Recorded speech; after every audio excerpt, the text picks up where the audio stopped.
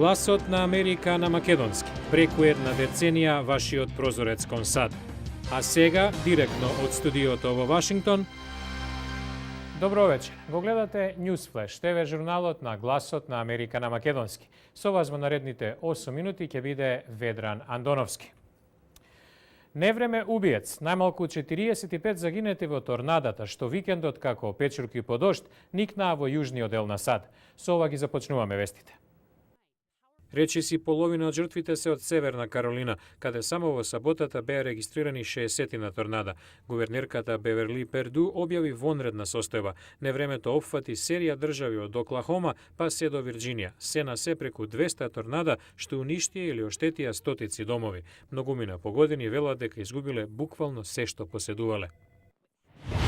Вестникот Вашингтон Пост тврди дека Стејт департментот тајно финансирал сиријски опозициони групи, меѓу кои и сателитски ТВ канал што емитувал против владина програм. Повикувајќи се на дипломатски телеграми што завршиле на страницата Wikileaks, вестникот наведува дека за оваа цел биле потрошени до $12 милиони. Стејт департментот одбил да коментира на наводите од телеграмите, пишува Вашингтон Пост. Американските власти го сменија работниот распоред на контролорите на летови по серијата инциденти во кои беа затекнати како спијат на работа. Новиот распоред има за цел да елиминира замор и да осигура безбедноста на воздушниот сообраќај. Во најновиот инцидент, контролор на аеродромот во Мајами заспал додека бил на дежурство, но за среќа немало последици. Продолжува ценовниот шок на американските пумпи. Галон бензин чини најмалку $4 во Алјаска, Калифорнија, Конектикат, Хаваи, Њујорк и главниот град Вашингтон. Националниот просек е $3.83. Само смртта и даноците се неизбежни, се вели популарно во САД. Денес е последен ден за сите американци да пријават данок на приход. Меѓу најнеобичните нешта што американците се обиделе да ги отпишат од даночување, $65,000 што адвокат од Њујорк тврди дека ги потрошил на проститутки за медицински потреби и силиконски транспланти, што една стриптиз танчерка ги смета за трошок поврзан за развивање на бизнисот. Драма од вистинскиот живот за акторот Николас Кейдж, пуштен на слобода со кауција откако полицијата го привела во Њу Орлеанс. Се расправал со сопругата, почнал да удира по паркирани автомобили и се спротиставил на полицајците. А најгледан филм викендов во киносалите во САД, анимираниот филм Рио заработи $40 милиони уште на самата промоција. Во продолжение на Newsflash, за иранската нуклеарна централа Бушер, Меѓународната агенција за атомска енергија, каде членува Иран, е решена таму да важат истите безбедносни стандарди, како и за централите на сите други земји членки. Со прилогот ја завршуваме серијата на Гласот на Америка за нуклеарната безбедност. Русија беше одговорна за изградбата на Бушер и по повеќегодишно одложување сега обезбедува обука за техничарите во неа. Вишиот научник Опендра Вротеги од Американската национална лабораторија Брукфейн го опишува режимот.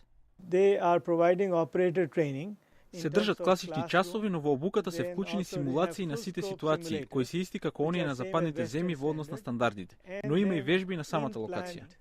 Исто како и симулациите со авиони на кои се обучуваат идните пилоти, операторите на нуклеарните централи можат да научат како да се справат со проблемите и непредвидените вонредни ситуации, за да не дојде до грешки што може да однесат човечки животи и да направат еколошка штета. Според најавите, Меѓународната агенција за атомска енергија, каде Иран е една од членките, ќе надгледува работата на централата Бушер. Пракса на агенцијата да испраќа и свој инспекторски тим за да обезбеди примена на најдобрите можни методи за безпрекорно функционирање на овие објекти. Иранската агенција за атомска енергија ветува дека ќе ги следи оперативните и безбедносни протоколи кога станува збор за работата на централата Бушер. Многумина кои пелтечат го поздравија филмот Говорот на кралот, екранизација на обидот на британскиот крал Џорџ VI да го надмине овој проблем, што годинава доби 4 награди Оскар. Во сегментот Здравјето на прво место на Newsflash за истражување што се обидува да ги расветли причините за пелтечењето. What was your earliest memory? I'm not here to discuss personal matters. Well, why are you here then? Because I bloody well stammer! Филмот најде на особен интерес кај многу од 68 милиони луѓе во светот кои патат од ова невролошко нарушување, а не секогаш најдуваат на разбирање од околината. Млади пациенти од клиниката за говорна терапија на Универзитетот во Мериленд ги споделуваат своите чувства.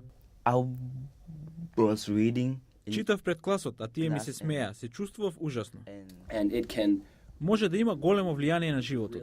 Пациентите од групата на клиниката се на универзитетска возраст, интелигентни и образувани, па сепак признаваат дека имаат трема кога треба да се представат или да говорат во јавност.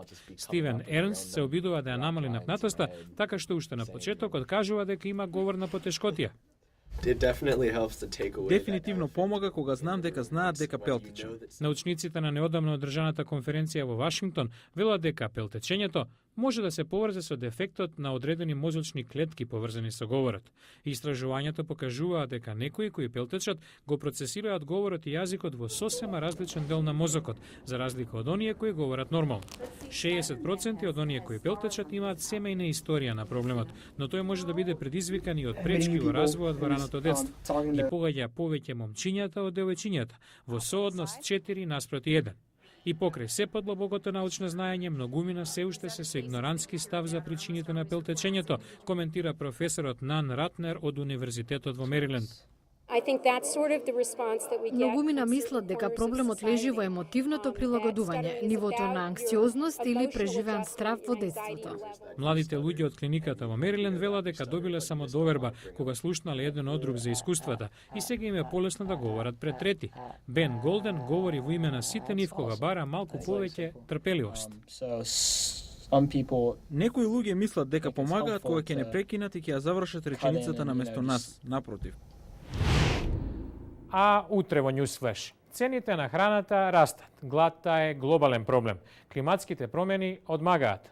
Каде е решението? За ова во утрешната емисија. Утре во Newsflash. Инвестиции во малите фарми. Клучот за доволно храна за земјите во развој. Гледате во наредниот Newsflash.